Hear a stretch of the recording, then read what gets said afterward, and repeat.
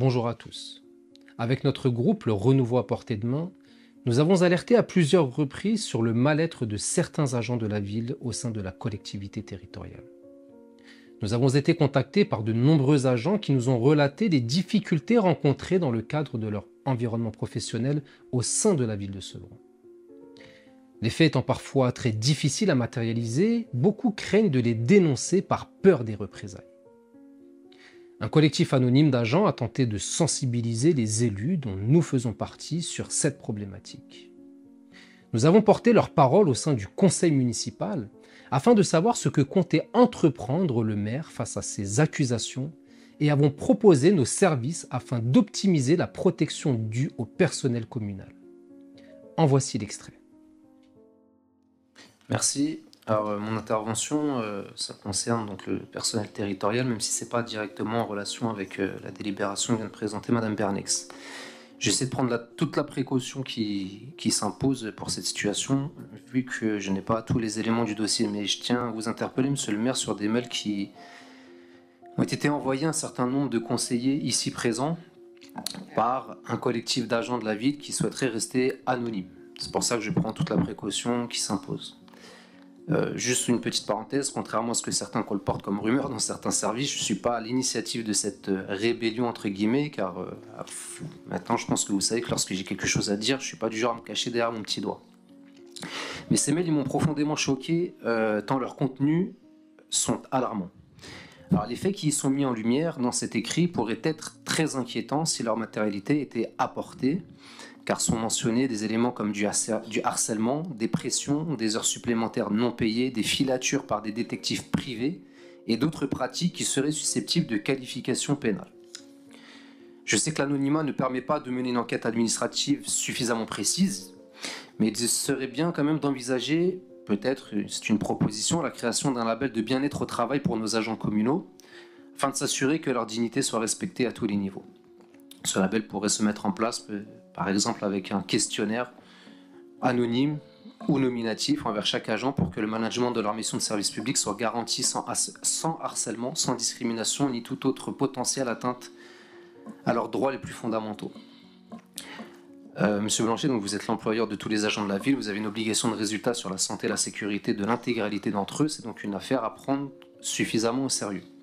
Donc, dans un premier temps, j'aimerais savoir si vous êtes au courant, si vous avez été mis au courant de ces mails, parce que peut-être que vous ne l'avez pas été, et si oui, j'aimerais savoir si vous comptez mener une enquête administrative pour lever toute suspicion de maltraitance sur des agents territoriaux. Dans le cas contraire, donc si vous n'êtes pas au courant, et si le bien-être de nos agents est une priorité pour vous, je propose de me mettre à votre disposition pour que vous puissiez prendre connaissance de tous les éléments en ma possession qui pourraient aider à la manifestation de la vérité. Et si à contrario, cela ne fait pas partie de vos priorités, je mettrai ma qualité associative, militante et juridique au service de toutes ces personnes qui souhaiteront s'attacher les services de notre organisation, comme nous le faisons déjà avec certains d'entre eux. Donc je vous remercie de m'éclairer sur le sujet, s'il vous plaît. La réponse de M. Blanchet fut très loin d'être à la hauteur de ses responsabilités en tant qu'employeur, préférant se cacher derrière le fait que les dénonciations avaient été faites de manière anonyme.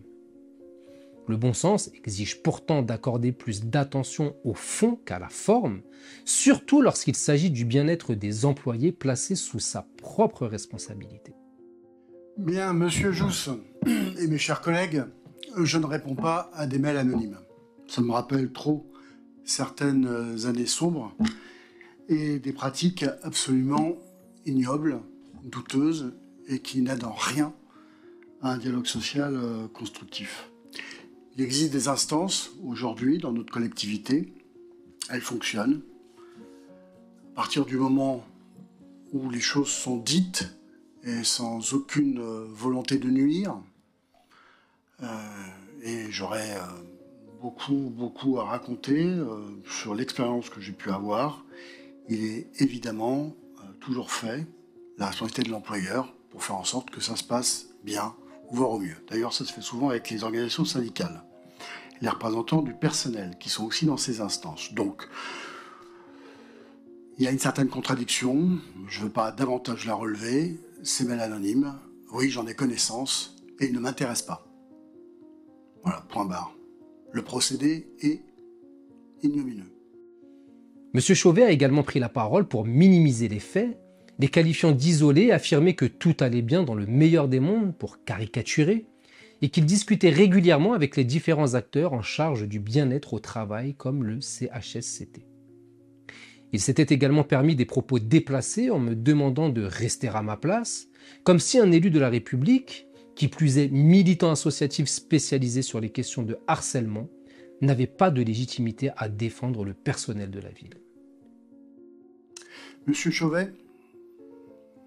Oui, je voudrais appuyer ce que vient de dire Monsieur le maire, puisque je suis membre du comité technique et du CHSCT, en tant que représentant des élus.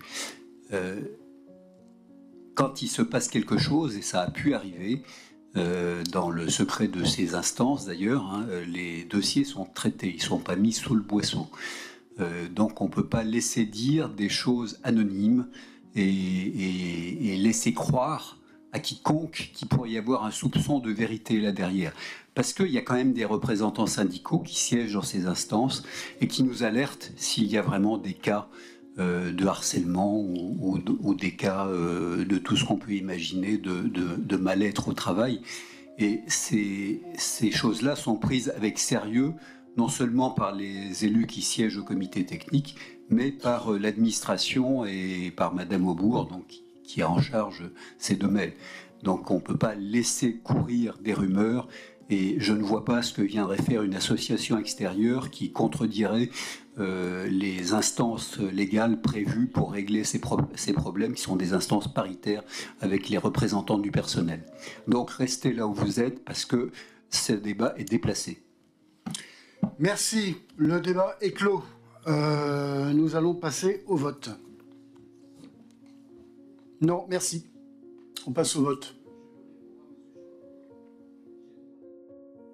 Suite à ces réponses incompatibles avec la dignité des agents communaux et indignes des responsabilités qui incombent à ces élus, les syndicats de la ville ont décidé de dénoncer ce mal-être, notamment celui des cadres de la ville, non plus de manière anonyme, mais de manière totalement assumée à travers des tracts signés de leurs auteurs. Cette communication a mis en lumière les risques psychosociaux liés notamment à des pratiques harcelantes, brutales, dénigrantes et à des pressions psychologiques selon certains agents de la ville. Les faits n'étant plus dénoncés de manière anonyme, j'ai déposé un courrier au maire de Sevran afin d'être reçu pour aborder ce sujet majeur. Face au mépris du maire Stéphane Blanchet, n'ayant obtenu aucune réponse de sa part, je n'ai eu d'autre choix que de lire ce même courrier au sein du conseil municipal suivant, à savoir le 20 avril 2023. Monsieur le maire, la dernière fois, lors du dernier conseil, vous m'aviez demandé de ne plus perturber le conseil municipal par des éléments qui ne figurent pas à l'ordre du jour. Et vous m'aviez préconisé de vous envoyer des courriers, de vous solliciter directement et que vous engageriez à me répondre. Force est de constater que je me suis appliqué à suivre vos conseils, mais que plusieurs courriers ont été déposés avec les accusés de réception en mairie, que vous n'avez encore jamais daigné répondre à mes différentes interpellations. Et donc, comme on vient de le faire à travers un sujet qui n'était pas à l'ordre du jour, je vais remettre un sujet qui n'est pas à l'ordre du jour sur la table en vous lisant l'un des courriers que je vous ai déposés, auquel je n'ai eu aucune réponse et que vous avez pourtant réceptionné le 4 avril 2023, et qui concerne, encore une fois, le bien-être du personnel communal sur la ville de Sevran. Donc je vais vous faire cette lecture, peut-être que vous m'apporterez une réponse au sein de cette assemblée, ou peut-être qu'une nouvelle fois vous allez mépriser mes interpellations, l'avenir nous le dira. Donc l'objet du courrier, c'est demande de rencontre. Monsieur Boite, s'il vous plaît, je suis en train de prendre la parole. D'accord. Donc, on parle d'un sujet d'intérêt général, comme on l'a fait juste avant, et donc je m'adresse à Monsieur le maire et à l'ensemble de cette assemblée. Donc, le courrier, ouvrez les guillemets, Monsieur le maire, lors du conseil municipal du 15 décembre 2022, je vous interpellais sur le mal-être de certains fonctionnaires de la ville suite à la réception d'un courrier anonyme envoyé à de nombreux élus. Dans cette missive, certains agents se plaignaient de faits qui, s'ils étaient matérialisés, pourraient être constitutifs d'infractions pénales. Parmi les pratiques citées, on retrouvait notamment harcèlement, emploi fictif, filature, diffamation. Vous avez choisi de ne pas apporter de réponse à mon interpellation, jugeant scandaleux le procédé qui se voulait anonyme et qui vous rappelait, je vous cite, « les heures sombres de notre histoire ». Je fus très surpris par votre réponse. En tant qu'employeur, vous avez le devoir de vous assurer que l'ensemble du personnel communal puisse travailler dans des conditions dignes et sereines. Même si la manière de dénoncer les faits ne vous convient pas, il vous appartient tout de même de vérifier si ces accusations sont portées ou non à tort. Une enquête administrative aurait été bénéfique, quelle qu'en soit l'issue, car une absence d'infraction vous aurait permis de rétablir la vérité et de préserver l'honneur du service public de notre ville. La découverte de faits portant atteinte à la dignité de nos agents vous aurait permis de prendre les mesures disciplinaires adaptées à la situation. Aujourd'hui, ces mêmes accusations sont revendiquées par les syndicats de la ville. L'anonymat n'étant plus d'actualité, je suppose que vous allez enfin faire le nécessaire pour aider à la manifestation de la vérité. Les accusations portées sont aujourd'hui plus nombreuses et concerneraient un nombre important de personnes et de services. Au vu de la gravité des griefs mis en avant, je sollicite un entretien avec vous en urgence afin que vous puissiez m'apporter des réponses en fonction des éléments que vous détenez. Vous pourrez également m'indiquer quelles actions vous comptez entreprendre. Dans le cas contraire, je me verrai dans l'obligation d'appliquer l'article 40 du Code de procédure pénale et ainsi alerter le procureur de la République sans délai afin qu'il apprécie des suites à y donner. Je vous remercie de l'attention que vous porterez à ma demande et vous prie de recevoir, Monsieur le maire, l'expression de mes sentiments respectueux. Voilà la fin du courrier. Donc on voit bien, Monsieur le maire, encore une fois, que je demande un rendez-vous. Je m'adresse à vous d'une manière courtoise, cordiale, sur des éléments qui ont été portés à notre connaissance, non plus de manière anonyme, mais par les syndicats. Donc, Monsieur Chauvet, même si vous, comme vous le disiez la dernière fois, êtes en contact permanent avec eux pour aborder ces sujets, il y a ces syndicats. Ils m'ont appelé aussi personnellement pour m'en faire part. Donc, c'est un vrai sujet qui concerne notre personnel communal. Comme je le dis dans le courrier, si une enquête détermine qu'il y a une absence d'infraction, tant mieux. Ça permettra de préserver l'honneur du service public. Dans le cas contraire, des mesures doivent être prises. Donc je vous demande, Monsieur le maire, aujourd'hui, après avoir reçu ce courrier que je vous ai relu dans cette assemblée, parce que je suis contraint de le faire devant votre mépris, est-ce que vous envisagez de prendre des mesures pour préserver l'intégrité et la dignité du personnel communal de la ville de Sevran qui se plaint d'actes répétés qui portent atteinte à leur dignité? Une fois de plus, la réponse n'a pas été à la hauteur, le maire souhaitant une nouvelle fois s'attarder sur des mails anonymes, alors que les dénonciations avaient été réalisées par les syndicats et non plus de manière anonyme.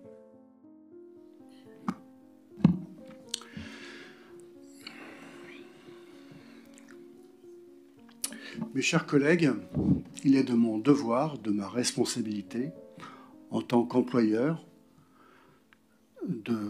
d'assurer la protection du personnel et surtout le respect et la dignité du service public qu'ils assument et qu'ils représentent auprès des habitantes et des habitants. Première chose, on a beaucoup parlé de l'état de droit précédemment, de notre système juridique. Il est absurde de renverser la charge de la preuve. La ville de Sevran n'a pas approuvé, qu'elle n'est pas responsable de dysfonctionnements qui sont dénoncés par mail anonyme. Si quelqu'un détient des connaissances sur des infractions qui sont commises, elles doivent effectivement les porter à la connaissance des autorités compétentes. En l'occurrence, effectivement, c'est un dépôt de plainte auprès du procureur de la République. Parce que c'est illégal, effectivement, qu'il y ait des emplois fictifs. Donc, deuxième chose, des mails anonymes qui ont été portés à votre connaissance et qui sont un magma, un vrac de plusieurs choses détestables, de dénonciation de personnes et d'autres choses pour que rien ne soit lisible, crédible, ne peut pas être vérifié, premièrement. Et deuxièmement, ces mails anonymes ont été commentés par des syndicats en disant, je cite la CFDT, et je cite également Force ouvrière, en disant que ces mails anonymes n'étaient pas un procédé normal dans le cadre d'un dialogue social. Je vous invite à relire leur déclaration. Enfin, pour terminer, mes chers collègues, à un moment donné, je sais ce qui se passe. On dénonce des emplois fictifs, on voudra attester qu'ils n'existent pas. L'opinion commune dira qu'il n'y a pas de fumée sans feu. Et ces mails anonymes nous ont salis. On salit le personnel communal, et je vous invite toutes et tous, évidemment, à garder raison et à faire en sorte qu'ils ne nous atteignent pas. C'est un véritable poison. Lorsque j'ai rappelé à cette séance qu'effectivement c'était un procédé digne de certaines heures sombres de notre histoire, je ne l'ai pas fait de manière anodine et par hasard.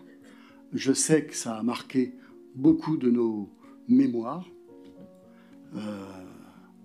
Il y a ce type de procédés détestables qui ont duré longtemps et qui ont causé même beaucoup de mal dans notre pays. Et je pense que ça suffit.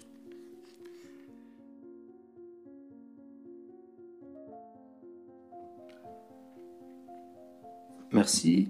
Monsieur le maire, j'entends votre réponse.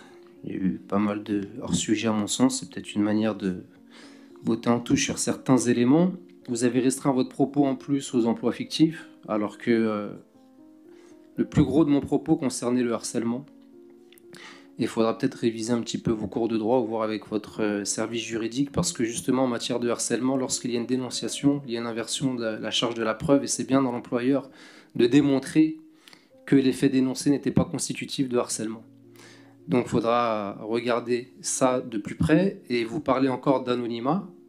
Le courrier est écrit très explicitement, je l'ai redit très explicitement, je ne parlais plus d'anonymat parce qu'il y a eu des tracts des syndicats dénonçant un mal-être et des risques psychosociaux au sein de la collectivité, au sein du personnel communal. Parce qu'il y a quand même des représentants syndicaux qui siègent dans ces instances et qui nous alertent s'il y a vraiment des cas de harcèlement ou des cas de tout ce qu'on peut imaginer de mal-être au travail. Et ces choses-là sont prises avec sérieux, non seulement par les élus qui siègent au comité technique, mais par l'administration.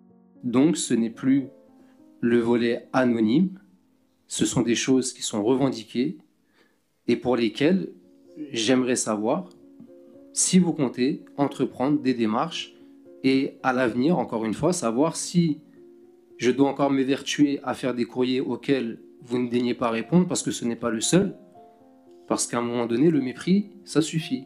Parce qu'en 1789, les députés de la nation française ont quand même établi que l'ignorance, l'oubli ou le mépris des droits de l'homme sont les seules causes des malheurs publics et de la corruption des gouvernements.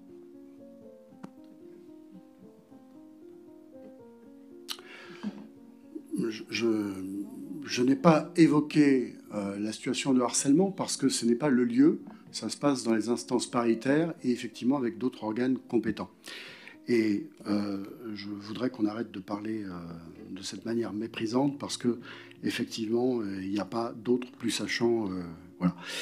Moi, je souhaite maintenant qu'on passe au vrai débat qui se retrouve dans l'ordre du jour de cette séance et qui concerne donc l'approbation du procès-verbal de la séance du 14 février 2023. Y a-t-il des remarques? Nous pouvons passer au vote. Vu les insuffisances du maire en matière de protection des salariés, le phénomène perdure à l'heure actuelle. Le syndicat Force ouvrière a récemment créé une branche dédiée spécifiquement à la protection des cadres de la ville de Sevran, en plus de son activité habituelle. Il y a quelques jours, c'est le quotidien Le Parisien qui publiait un article relatant cette problématique du mal-être au travail des agents de la ville qui se plaignent d'être en souffrance dans leur environnement professionnel. Faisons lecture de cet article. lundi 29 avril 2024. Le Grand Parisien, section Seine-Saint-Denis. Sevran. Force ouvrière, le syndicat majoritaire chez les agents communaux vient de se doter d'une section dédiée. Une réponse à la supposée maltraitance généralisée au sein de la municipalité. Le malaise des cadres de la mairie éclate au grand jour. Par Alexandre Arlot. C'est très déstabilisant pour le personnel, surtout pour ceux qui ont voté pour le maire, car personne ne comprend ce qu'il se passe. Pas plus que ses collègues, Bruno Dumont ne parvient à expliquer le climat délétère qui régnerait au sein de la mairie de Sevran. S'il en ignore la cause, ce responsable administratif de 59 ans est à l'origine d'une de ses conséquences, la création d'une section de cadres au sein de Force ouvrière, FO, le syndicat majoritaire. La malveillance semble devenue la règle, alertait le mois dernier le communiqué annonçant la naissance de cette branche. Son responsable est la secrétaire générale de FO des communaux de Sevran, Karima Lechlech, y formulait de multiples griefs à l'encontre de la ville. Absence de perspective, manque de moyens, promotion à la carte, maltraitance généralisée, entretien disciplinaire à la chaîne, etc. Ce qui a précipité les choses, c'est la situation interne en mairie qui, depuis plusieurs mois, se dégrade à une vitesse impressionnante, expose quant à lui Bruno Dumont. Nous étions plusieurs cadres à se dire qu'il fallait réagir. La création de la section a été très bien accueillie. Une dizaine de personnes nous ont rejoints depuis un mois. On a aussi été surpris du nombre de témoignages reçus. Je savais qu'il y avait un malaise, mais je n'imaginais pas à ce point. Le 2 avril, les deux responsables syndicaux ont été reçus par Brigitte Bernex, la première adjointe au maire, Stéphane Blanchet, d'Hiver Gauche, et par la directrice générale adjointe des services. On a demandé le nombre d'arrêts maladie de courte et de longue durée. On n'a pas eu de réponse, regrette Bruno Dumont. Des ressources humaines à la communication, en passant par le secrétariat du maire, pas un service n'est épargné, assure Karima Lechlech. Force ouvrière dénonce aussi le phénomène des entretiens disciplinaires et sanctions qui se multiplient. On a l'impression que ces entretiens servent à créer un climat de terreur plus qu'à régler un problème, confie Bruno Dumont. On parle parfois de trucs qui pourraient se régler en 2 minutes, comme lorsqu'un agent oublie de fermer une porte. Selon Karima Lechlech, le responsable des agents du marché forain, que la municipalité vient de reprendre en main après que le tribunal administratif a annulé début 2024 la procédure de concession, fait ainsi l'objet d'un arrêté de suspension de 3 mois. Ça a été fait de façon très cavalière, estime la secrétaire générale de FO des communaux de Sevran. Interrogé sur ce cas précis, le cabinet de Stéphane Blanchet ne nous a pas répondu. Selon Bruno Dumont, plusieurs dizaines de cadres ont quitté la ville depuis 2020, remplacés par des contractuels qui sont à l'objectif.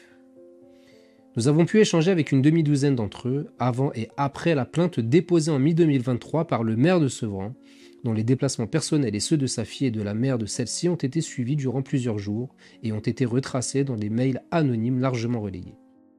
Si je pouvais parler, entamait une ancienne responsable de pôle, pour qui le devoir de réserve constitue le drame de la fonction publique.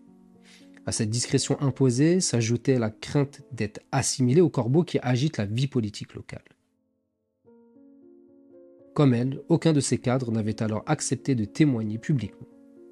Certains évoquaient des faits de harcèlement, d'autres n'en ont jamais été témoins. Mais tous décrivent une situation similaire, une administration qui aurait pris le pas sur le politique. Et c'est une majorité de gauche, souligne Bruno Dumont. Ce n'est plus un fossé qui existe entre les paroles et les actes, c'est un monde. L'ancien responsable de la communication de Stéphane Gatignon, auquel Stéphane Blanchet, qui fut son premier adjoint, a succédé en 2018, constate une volonté très nette de rupture. Les cadres qui ont travaillé sous la précédente majorité sont plus visés, estime-t-il, annonçant son intention de saisir le tribunal administratif à travers une procédure juridique collective. Également questionné sur cette supposée chasse aux sorcières et sur la multiplication inquiétante des arrêts maladie que dénonce Force ouvrière, le cabinet du maire nous confirme simplement que l'organisation syndicale en question a déjà été reçue par l'adjointe en charge des relations humaines et par la direction générale. La ville de Sevran discute et travaille avec les organisations syndicales dans l'intérêt des agents, dans le cadre des instances du dialogue social et non par voie de presse, conclut la réponse. J'ai personnellement accompagné des agents dans les procédures disciplinaires que M. Stéphane Blanchet a initiées à leur rencontre. J'en ai également accompagné qui se plaignaient de pratiques harcelantes. Il y aurait beaucoup à dire sur ces dossiers. J'ai donc vécu quasi en immersion ce que dénonce un nombre grandissant d'agents sur la ville. Ces agents du service public incarnent la solidarité communale au plus proche de la population. Comment ce service public pourrait-il ne pas être affecté par ce climat délétère et donc amoindrir la qualité de service proposé aux usagers? Nos agents font preuve d'une grande volonté pour effectuer les missions qui leur sont confiées. Mais le fait qu'une grande partie ne se sente pas écoutée, pas considérée, estime être victime de sanctions abusives et de management brutal, voire harcelant, tout cela génère indubitablement un impact négatif sur leur qualité de travail. La santé mentale de nos agents communaux doit être une priorité absolue. Au vu des différents témoignages qui nous parviennent, des procédures que nous avons accompagnées et des alertes opérées par les syndicats, le maire Stéphane Blanchet, en sa qualité d'employeur, ne peut plus fermer les yeux sur une problématique aussi importante et dont les conséquences peuvent mener au drame. Car oui, le harcèlement peut tuer. Nous devons absolument protéger notre service public en protégeant nos agents qui incarnent cette solidarité communale au service de la population et de son bien-être. Il faut dire stop, et il faut le dire ensemble. Je vous demande donc de partager cette vidéo et d'apporter votre soutien aux agents de notre commune en leur laissant un message en commentaire de cette vidéo. Faites-leur ressentir toute notre solidarité autour de cette cause qui nous impacte tous. Quant à vous, mesdames et messieurs les agents du service public de Sevran, vous savez pouvoir compter sur notre soutien. Comme le dit l'adage, la peur doit changer de camp. Votre peur des représailles doit laisser place à la peur que la justice condamne avec fermeté des faits constitutifs d'infraction dénoncés depuis plusieurs années maintenant. Vous pouvez compter sur notre accompagnement social, administratif, voire judiciaire, et sur notre capacité à porter votre parole et vos revendications au sein du conseil municipal.